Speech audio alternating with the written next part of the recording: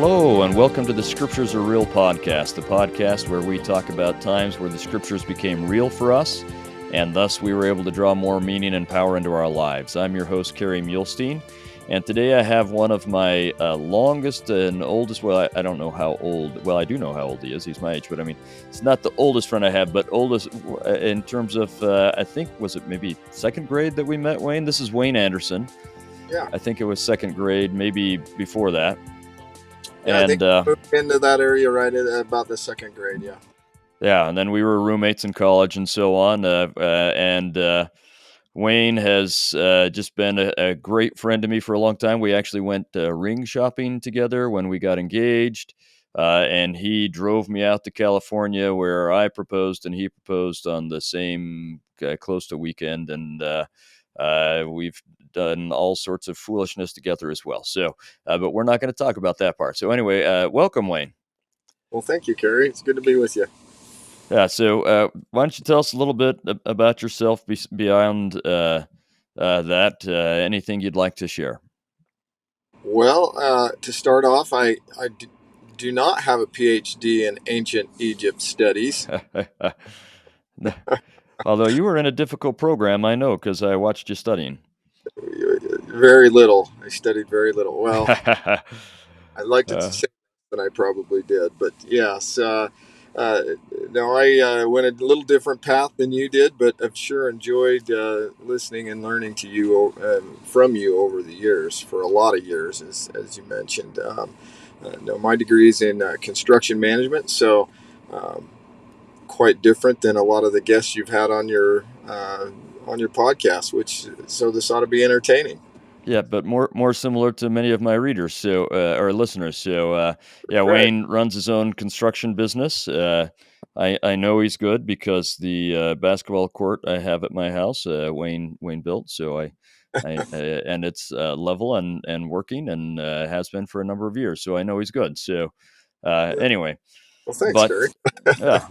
yeah, the reason Wayne and I went and visited a close friend of ours who's actually having surgery today, maybe right this moment. But Put a plug in uh, for family, and our love and prayers go out to them today for sure. that's exactly right. Yes. But as we were talking afterwards, Wayne made a comment that I thought, that's just worth talking about. And so with some little bit of arm twisting, we're here together. Wayne's taking a break from. He was out on site this morning, and he's just taking a break from that in the truck to visit with us for a few minutes. So, you want to kind of introduce some of the things you were sharing with me, Wayne, that really touched me?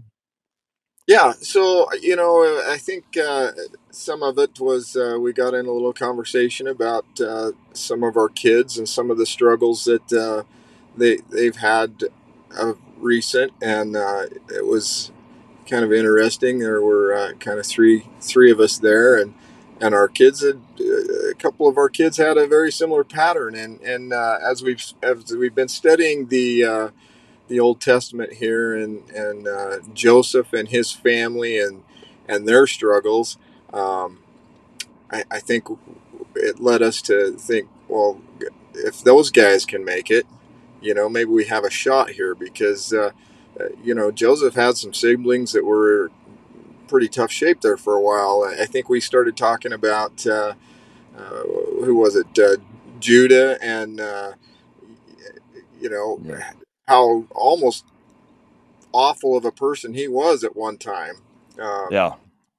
some of the things that that he had done with his brothers, and especially to Joseph himself, when they sold him, and I believe they actually wanted to kill him at one time, and one of the Yeah. brothers said, "Let's don't kill him. Let's not quite go that far. Let's just sell him, and sell him for a little silver, and we'll be good." And we came up with this plan to you know tell their dad, this is what happened to him. He's gone, and let's move on, right?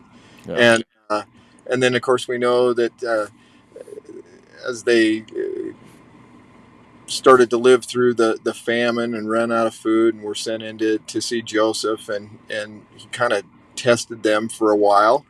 I think in some ways to see if they had changed at all, if they had become better people, or whatever the case may be, and then finally revealed himself to him.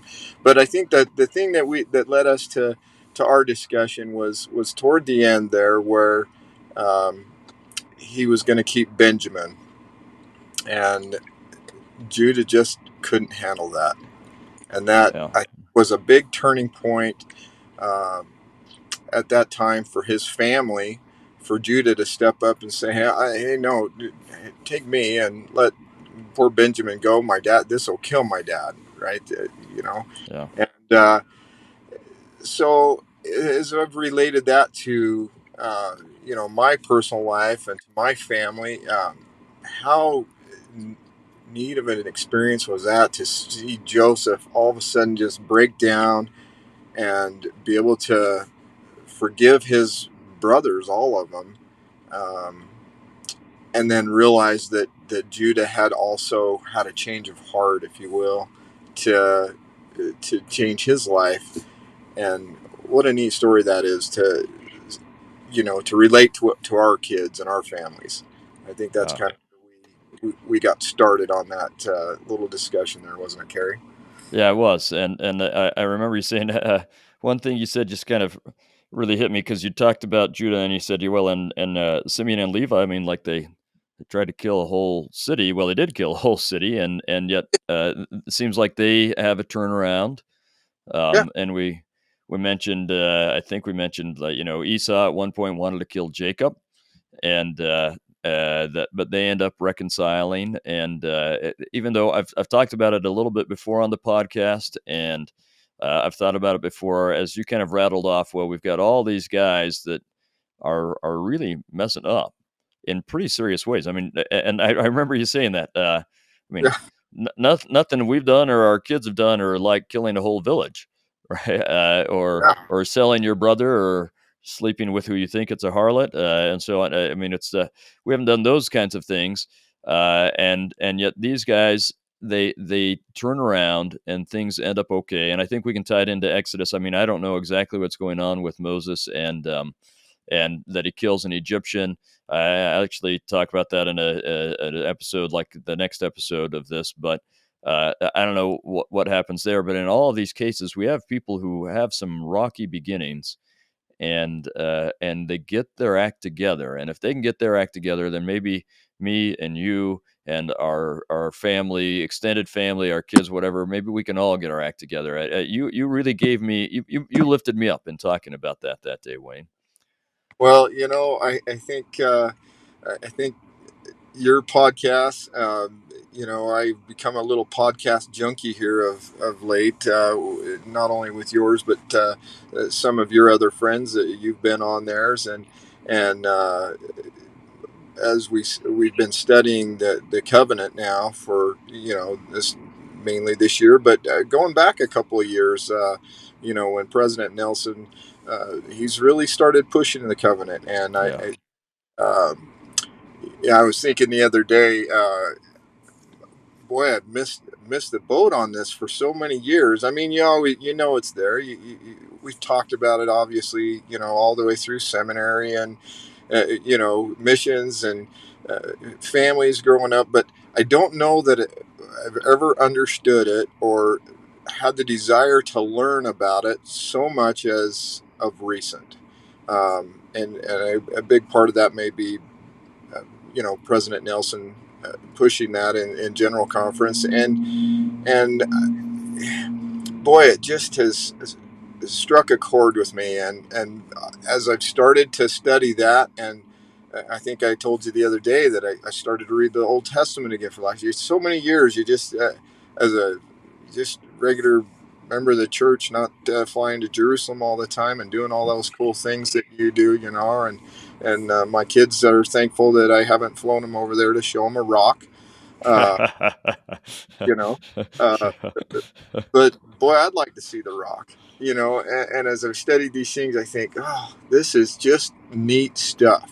And what you learn, or at least for me, the Old Testament has become uh, really what is all this about?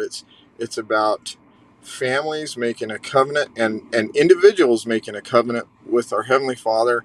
And it seems like every single one of them at some point in time falls short. You hate to say breaks the covenant, but they do Yeah. in some ways.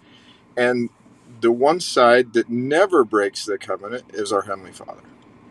He's always sitting there ready to bring us back and make us his again, right? And we just have to step forward and say, "Oh, hey, okay, I'm coming back around here." I think uh, President Elder Holland had a little statement, and I don't have it memorized by any means, so I'll probably mangle this. But basically, the gist of it was, "Don't you quit. You just keep walking forward." And as he said that, I thought, "Oh, there's Jacob and Esau right there as they're being born, and they fighting from the before they were born, and as they're coming out, Jacob's got a hold of Esau's foot. He just holding on, and I think, just hold on. That's what this is all about. Just hold on. Um, if you fall short, Heavenly Father's right there to bring you back in. Just start over. And that's the one of the in my mind, the simple, sweet truths of the gospel of Jesus Christ. Just hold on. He'll bring you back, and is waiting there with open arms. Wayne, I have not heard a more beautiful summary of the gospel or of Genesis and the first part of Exodus ever. As we kind of wrap up Genesis and move into Exodus, there's nothing that I could hear that would make me feel like that's what it's about more than what you just said. And it's what like the beginning of Exodus is about. Okay, God's going to remember the covenant, and okay, let's. You guys may have started some idolatry or whatever, but let's bring you back. Anyway, I think you have summed it up perfectly in a way that can really relate to our lives as we look at these ancestors from strange stories, sometimes strange culture, and yet same kind of people as we are, same covenant. And you've done a fantastic job of relating that to your life and helping me relate it to my life and making it real. So thank you for that. Yeah, the gospel is uh, so plain, so simple, and sometimes we make it, I think, so difficult. I know I have for so long. Oh my goodness, this is so hard. How do you hold fast to the iron rod? The path is so narrow. I'm reminded of a movie years ago. To bring, and maybe you'll remember it. I think we may have watched it together back in college. I don't know if it's quite that old, but possibly. Joe versus the volcano. I don't know if you've ever seen that show, but the whole show is about this poor guy that thinks he's gonna die, and he's lived this horrible life up until this point, and then all of a sudden he says, "Oh, I've only got 6 months to live," and then he starts to actually live. But there was a little funny blurb in there that caught me one time, and they have a lightning will strike, and it's not straight, it's this jagged path, and they show him going to work, and he's walking this crooked path to work. It kind of comes in straight, and then it jogs to the right, comes back and crosses over to the other side. And I thought, that's my life right there. I want to hold fast to that iron rod, but sometimes I'm on the right, sometimes I'm on the left. Eventually you hope that you get back in the center, right? And Yeah. it, you can call upon God at any time to help you get back. I remember a quote on my mission that said, uh, see if I can remember how it goes: "Live the simple, sweet truths of the gospel of Jesus Christ and hold fast to the iron rod of which Lehi spoke." How simple is that? And that's the covenant path right there. Your path may be a little crooked once in a while, but if we can just come back. Just hold on. Try to grab a hold of that, like Joseph holding on to Esau's hand or foot. To me, that's what it's about. Just don't give up, right? Uh, Beautifully said, and I think as you get older and go through or see your family go through harder times, that is all the more real to you, and it's all the more necessary to see it. So, whether your kids have health problems or whatever, the stuff happens in families, right? So, Yep. Well, thank you, Wayne. I think this is an uplifting and needed message. I really appreciate it. So, thank you. We'll let you get back to work, and I'll get ready. I've got a flight for Egypt here in a couple hours, but grateful to talk with you, and we hope that our listeners will share this and draw power from it. So, thank you, and we'll see you next time on the Scriptures Are Okay. Real. Well, thank you, Kerry, and keep doing what you're doing because those of us that listen to you sure enjoy it. It's I've learned a lot with your podcasts and continue to learn more and remind of those early days when you first started teaching. I just love it. It's great to hear from you again. Thank you, Wayne. Well, all right, then hopefully that encourages everyone to keep on. So, thank Great. you. All right. Thanks, Kerry.